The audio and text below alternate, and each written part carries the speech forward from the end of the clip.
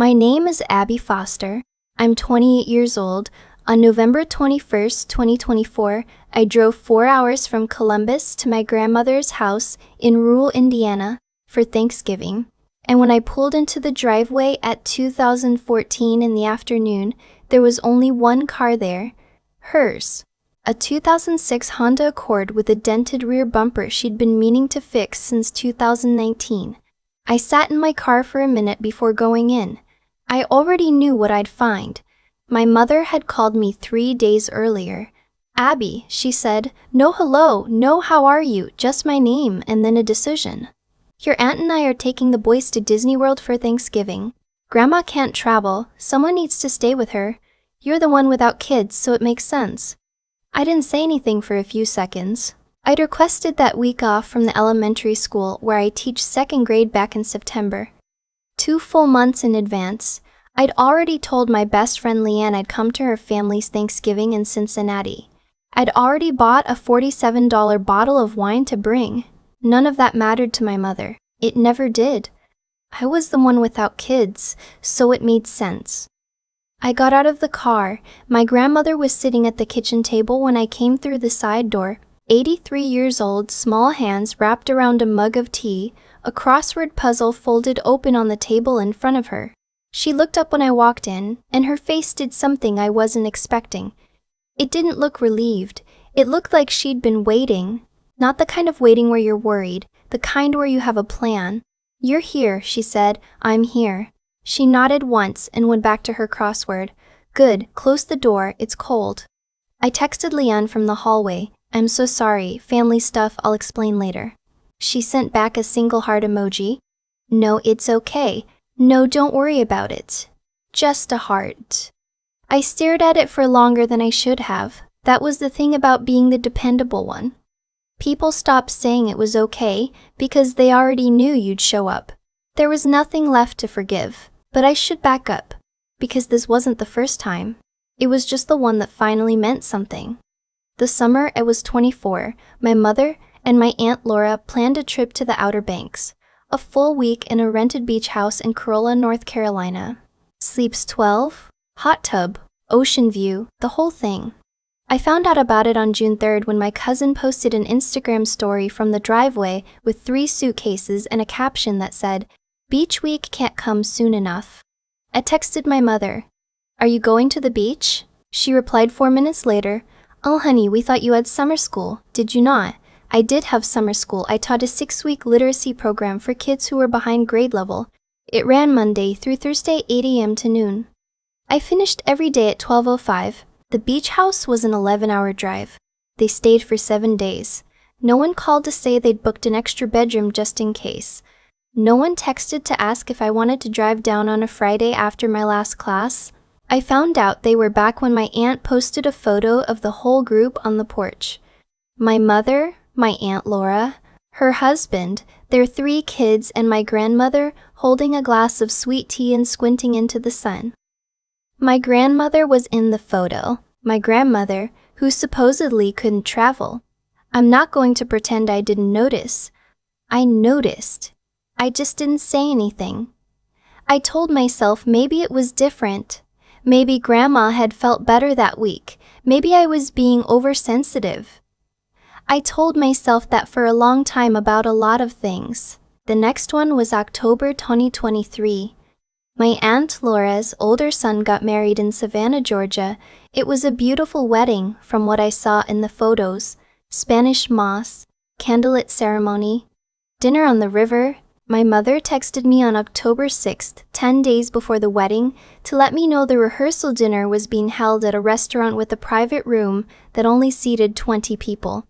Space is limited, she wrote, but we'll see you at the reception. The reception was 3.5 hours. I drove down from Columbus by myself, arrived at the venue at 6:45 p.m., sat at table 9 with my cousin's college roommates who I'd never met, and drove back the same night because I had school on Monday. My mother sat at the head table. My aunt sat next to the mother of the bride. My grandmother sat with them, in a dusty rose dress someone had clearly helped her pick out. I didn't exist in a single photo from that weekend. But I was there. I showed up.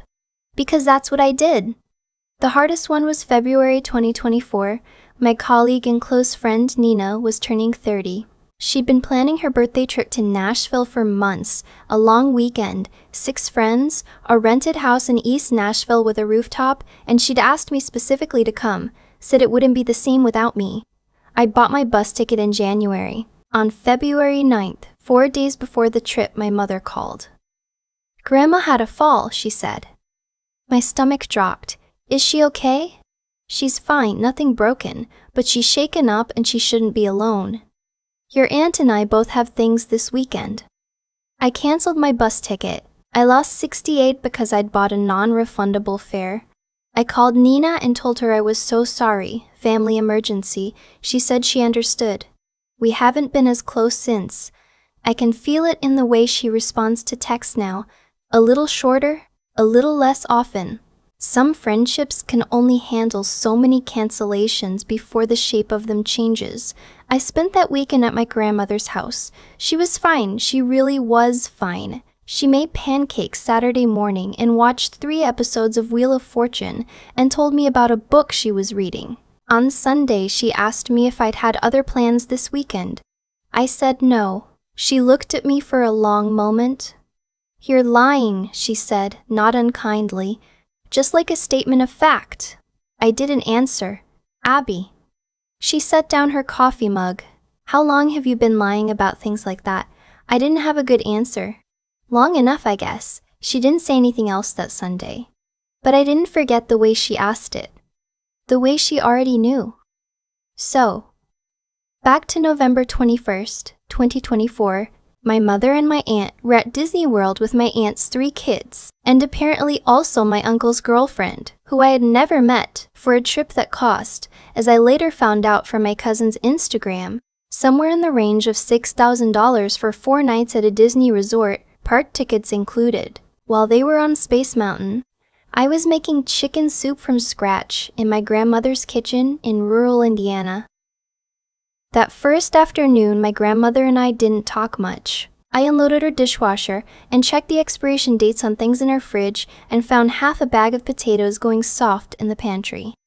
She sat in her armchair by the window and read. At some point, she fell asleep and I sat on the couch across from her and watched the light change through the curtains and felt the specific loneliness of being in a place you didn't choose to be, doing something that no one will thank you for.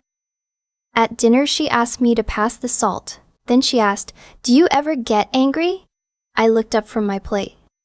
"At them," she said. "Your mother. Your aunt. All of it." I thought about the honest answer. I've gotten pretty good at not feeling it. She considered that. That's not the same as not being angry. No, I said. I guess it isn't. She nodded like I'd confirmed something she already believed. Good, she said, which was a strange thing to say. Then we have work to do. I asked her what she meant. She just said, "You'll see. Help me with the dishes." The next morning, I woke up at 7 a.m. to the sound of her moving around in the kitchen. I came downstairs and found her standing at the counter, going through a stack of papers with a pair of reading glasses pushed up on her nose. She didn't look like a woman who needed someone to stay with her. She looked like a woman who was managing a small corporation. "What are you doing?" I asked. "Going through my accounts." She glanced up. "Sit down. Do you want coffee?" I made us both coffee and sat at the table. She kept going through her papers. Every so often, she'd make a small note in the margin with a mechanical pencil. "Grandma, what accounts?" "Investments, bank accounts, that kind of thing." She turned a page. "Did you know your mother has never asked me how I'm doing financially? Not once in 15 years. I didn't know what to say to that. Your aunt asked once," she said, "in 2018, but only because she wanted a loan." She paused. I didn't give it to her. I wrapped my hands around my coffee mug. "Are you okay, financially?" She looked at me over her reading glasses. "I'm better than okay." She said it simply, like she was telling me the weather. "I just want to make sure everything is in order." I didn't push, but I noticed that she left her papers on the table when she went to go get more coffee, and the top page had a number on it that I wasn't expecting. I didn't mean to see it. But once I saw it, I couldn't unsee it. I thought about it all through breakfast. That afternoon, she asked me to drive her to the post office. On the way back, we stopped at the hardware store because she needed a new chain for a window latch she'd been fixing herself. I watched her talk to the man at the counter with complete confidence, explain exactly what she needed, decline when he tried to upsell her. In the car on the way home, she said, "I've been calling my attorney." For what? To get things settled. She watched the fields pass outside the window. I should have done it years ago. I kept putting it off. But this week gave me a reason. What kind of things? She turned and looked at me. The kind of things you'll find out about when the time is right. She said it so calmly, like she'd already decided everything, and this whole week was just the last part of a longer process. That night I found an envelope on the pillow of the guest bedroom. My name was written on it in her handwriting. Below my name it said, "Open on Thanksgiving," something small inside it. Flat. I held it for a second and then set it down. I didn't sleep well. Thanksgiving morning was gray and cold, one of those Midwest November days that never fully gets light. I made coffee and checked my phone. My mother had posted a photo at 8:14 a.m. 4 people in Mickey ears, Magic Kingdom Castle behind them, everyone squinting into the Florida sun. The caption said, "So grateful for these moments. Family is everything." 2 of my cousins had commented heart emojis. I put my phone face down on the table. I made breakfast. Scrambled eggs, toast, sliced apple on the side. My grandmother came downstairs at 8:45 in her robe, sat down, and ate every bite. After I cleared the plates, she said, "Open the envelope." I went upstairs and got it, came back and sat across from her at the kitchen table and opened it. Inside was a check, $3,000, made out to me. Dated November 18th, 2024, below it was a folded letter, 2 pages, handwritten in her small, precise handwriting. I read it at the kitchen table while she sat across from me and drank her coffee. She wrote, "Abby, I have been watching for a long time. I watched when they left you out of the beach trip and told you Grandma can't travel, and then I was in every photo from that beach. I let that happen. I am sorry for that. I watched when you drove alone to that wedding and sat at a table with strangers and went home the same night, and no one in this family mentioned it. I watched when you canceled your friend's birthday and told her it was a family emergency, and it wasn't. Not really, I was fine. I am almost always fine. They have been using you as a backup plan for years, and I allowed it because it was easier than confronting it. You are a second-grade teacher. Do you know what it takes to be a good second-grade teacher? I know because I asked your principal. She called you one of the most patient and dedicated teachers she has ever supervised. You have been patient and dedicated in this family too, more than any of us deserved. I am leaving my estate to you. Not all of it, but most of it. You will find out the full details from my attorney, whose name is Mr. Gerald Foss. He will be calling you tomorrow. I am not doing this to punish your mother or your aunt. I am doing it because I have watched you show up for 30 years for people who stopped noticing you were there. That ends now. I love you, Grandma." I put the letter down. I looked at her. "How much?" I said. "How much do you have?" She folded her hands on the table. "More than you'd expect. Grandma." She reached into the pocket of her robe and put a single folded paper on the table. I opened it. It was a 1-page summary. Investment accounts. Savings. The value of the house. Her late husband's life insurance, invested for 30 years. The total was $4.2 million. I sat very still. "Harold was careful with money," she said. "I was careful with money. We never had a boat or a second house or any of that. We just saved and let it sit." She watched my face. "Your grandfather would have liked you very much, you know.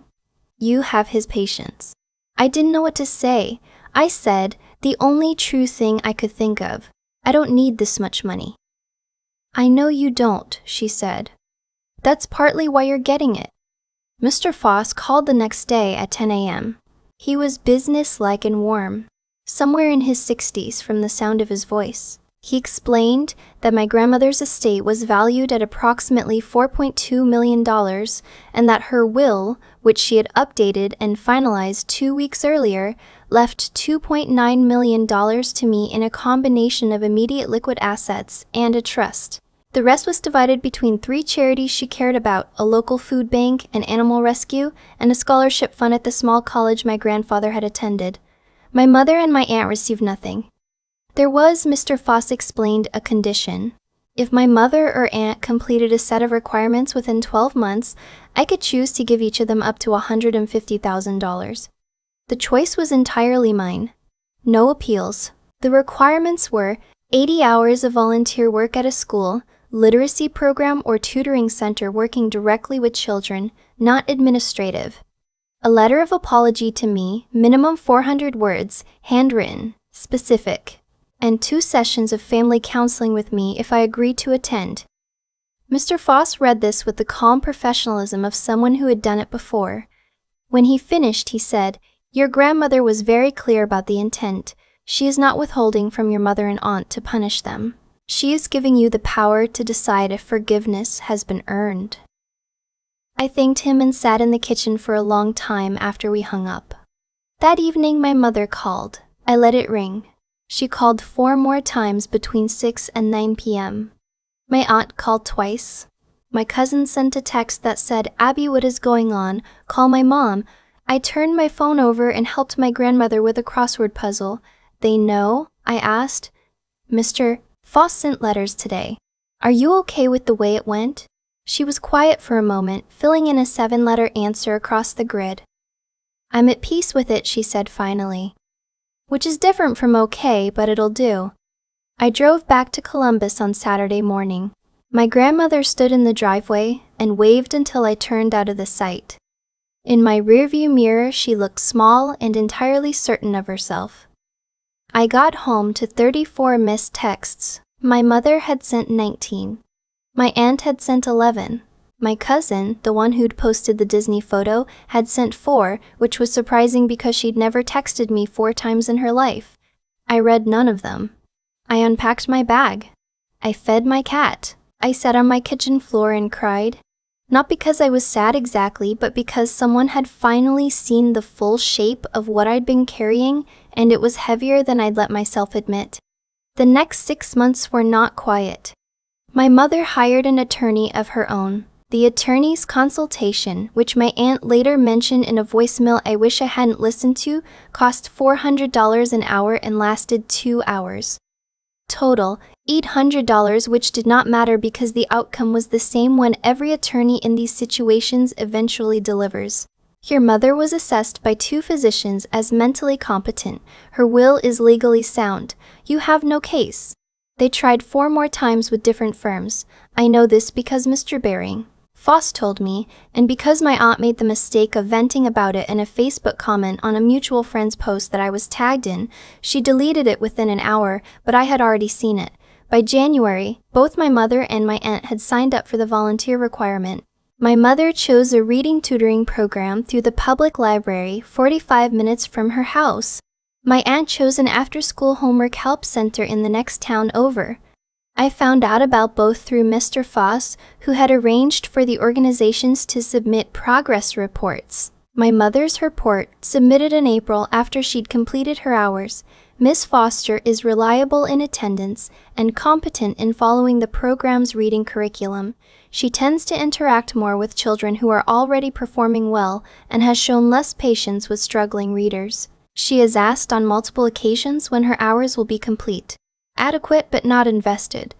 My aunt's report, Miss Delaney is pleasant to the children and does her tasks without complaint. She has asked the program director twice whether volunteer hours from other organizations could be counted toward her total. They cannot. She continues to show up. They showed up. I'll give them that. But the letters told me everything. My mother's letter arrived in June. 412 words. She wrote that she had always loved me, that she knew I might not believe that she understood she had made me feel excluded, and that it had never been her intention to make me feel like I mattered less. She wrote that watching me teach had made her realize through the volunteer work how hard the job was. She used the word unintentional 6 times. She ended by writing that she hoped I could find it in my heart to give our relationship another chance. There was not a single specific incident in the entire letter. Not the Outer Banks, not the wedding, not Nina's birthday. Just a general acknowledgement that things had gone wrong somewhere, framed as a misunderstanding. I read it once and put it in a folder. My aunt's letter was 391 words, which was 9 words short of the requirement. Mr. Foss flagged it. She rewrote it. The second version was 403 words. The added 11 words were in the last paragraph. I know this was hard on you, and I regret that very much. The counseling sessions were December. 2 sessions, 6 weeks apart, with a therapist my grandmother's attorney had identified. A woman named Dr. Turney had identified. Abrams, who had been doing family therapy for 22 years. My mother cried in the first session. Genuine tears, I think, though I couldn't always tell anymore. She said she had not realized the pattern until the volunteer work had made her see things differently. She said she was proud of me. She said she missed me. In the second session, my aunt said, I think we've all learned from this, and I think it's time to put it behind us. Dr. Abrams wrote in her summary, both family members demonstrate some awareness of past harm, but continue to frame the narrative around reconciliation and moving forward rather than sitting with accountability. Sessions were productive in surfacing the issues but did not result in what I would characterize as genuine reckoning. Client will need to use her own judgment. I read that report in December, sitting in my apartment with my cat on my lap and the cup of coffee going cold on the table. I read it twice. Then I called Mr. Foss. I've made my decision, I told him. I'll drop the paperwork, he said. I allocated 0 to my mother, to my aunt. I sat with that decision for 48 hours before I finalized it, because I'm not someone who does things like that lightly, but every time I second-guessed myself I thought about the Outer Banks photo. I thought about Table 9, I thought about Nina and the heart emoji and the friendship that got smaller and smaller because I kept choosing my family over myself. I thought about the fact that my mother used the word unintentional 6 times and didn't mention a single specific thing she had done. I sent a text to both of them, simple. Mr. Foss will be in touch with the outcome of my decision. I wish you both well. My mother called 14 times in the next 3 days. I didn't answer. My aunt sent a long email I read once and archived. My cousin, to her credit, sent a short text that said, I don't blame you. For what it's worth, I thought about writing back. I didn't. 7 months later, July of this year, I still drive to Indiana every few weeks to see my grandmother. She's 84 now and still doing her own crossword puzzles and still fixing things around the house that most people would just replace. Last month, she replaced a broken hinge on the back door herself, and I stood in the kitchen watching her and thought, this is where I get it from. The staying, the fixing, the refusing to throw something away just because it stopped working easily. She asked me recently if I regretted my decision. I told her no. I told her the truth, that it wasn't about punishing them, that it was about finally telling the truth about what had happened in the clearest language I knew. Money, she said, nodding slowly. Yeah, it is a very clear language. I've been seeing someone since March. His name is Owen. Actually, no, that name's taken. His name is Ben.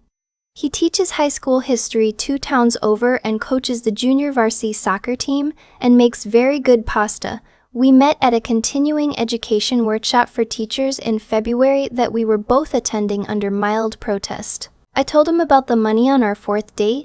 Not the amount, just the situation. He listened to the whole thing without interrupting. When I was done, he said, that must have been a really long drive to Indiana. I laughed for the first time in a long time about any of it. He knows the full amount now. He has never once mentioned it in a way that made me feel like it changed what I was to him. He still insists we split the check at dinner, which my grandmother would love, and which I do love actually because it means he's not calculating anything. I'm still teaching 2nd grade. I have 22 kids this year. One of them, a boy named Liam, has been struggling with reading since September. We do 15 minutes of one-on-one work every day after the other kids go to lunch. Last week he read a whole page of a beginner chapter book out loud without stopping. He looked up at me when he finished, and his whole face changed. I thought about my grandmother's letter, about what she'd written about my principal's words. Patient and dedicated. I've been called those things my whole life, and for most of my life they felt like a consolation prize. Like something you say about someone when you can't think of anything more exciting. I'm starting to think they might be the real thing. The thing that actually lasts. My grandmother's estate, after all the legal fees and the processing and the trust setup, came out to $2.86 million in my name. I paid off my student loans, which took 40 minutes online and felt surreal. I put most of the rest in a managed account that Mr. Foss's office helped me set up. I still deposit my teacher's paycheck every 2 weeks and live on it. I'm not sure what I'll do with the money long term. Maybe something with education. My grandmother left me the money, and I think I'll let the right answer come to me slowly. The same way she let everything come to her slowly, the same way she let everything come to her. I still drive the same 2017 Civic. Still shop at the same grocery store. Still spend too long in the candle aisle. Last Sunday I was at my grandmother's house and we were sitting in the kitchen after lunch, and it was quiet the way it gets in November out there. A gray sky, bare fields, a cardinal in the window feeder. She was doing her crossword. I was grading papers. She said, without looking up, "Are you happy?" I put down my red pen. I thought about it honestly. "Yeah," I said. "I think I actually am." She wrote in an answer, pressed her lips together in that quiet, satisfied way she has, and said, "Good, that's the whole point." I've thought a lot about why it took 30 years for someone to finally see what was happening. Not because I was invisible. I was right there. Every holiday, every emergency call, every canceled plan. I think the honest answer is that I made it easy to overlook me. I never pushed back hard enough to make it uncomfortable. I just absorbed it and smiled and told myself it was fine, and because I kept telling everyone it was fine, they believed me. That's not something I blame myself for anymore, but I do recognize it. The way I participated in my own erasure. Quietly, consistently for a long time. What my grandmother understood, and what took me longer to understand, is that patterns don't break themselves. You can wait for the people who hurt you to wake up on their own, but mostly they don't because there's no reason to. When I kept showing up every single time, no matter the cost to me, I was sending a message without meaning to. I was saying, "This is acceptable." I was saying, "I can be moved around like furniture and I will still be here when you get back." And they heard that message loud and clear, even if none of us were speaking it out loud. My grandmother was 83 years old and she saw it more clearly than I did. She watched it happen from the inside for years. And she made a decision that I think required a kind of courage that doesn't get talked about enough. The courage to stop being complicit in something wrong just because the alternative is conflict. She could have left her estate divided evenly and kept the peace. No one would have blamed her. But she chose truth over comfort, and she chose it deliberately, with a finalized will and a letter written in her own handwriting and an attorney on speed dial. That's what I keep coming back to when I think about what happened. Not the money, the intentionality. She decided that her life's work was not going to be distributed in a way that rewarded the people who had repeatedly treated someone she loved as an afterthought. She thought about what her choices said. She thought about what they would mean. And then she acted accordingly. The people who get hurt in situations like mine are usually not the ones who lack love. They're the ones who have so much of it that they keep giving it out in places where it isn't returned because they don't yet believe they're allowed to stop. I gave my mother and my aunt a full year and a clear set of requirements, and what they gave me in return were letters that used the word unintentional like a shield and volunteer hours logged exactly to the minimum. They did just enough to technically meet the standard, which is exactly what they've been doing with me my entire life. That's the part that finally made the decision clear. Not anger, just recognition. I saw the pattern one more time, and this time I chose not to ignore it. I'm still a second-grade teacher. I still drive the same cart. I still think too long about things. But something is different now, and I think the difference is this. I no longer confuse showing up with being valued. They are not the same thing. Abby showed up for 30 years. It took her grandmother writing it down in a will before anyone admitted what that had cost her. I don't want to spend the next 30 years waiting for someone to write it down. I'd rather just decide I already know.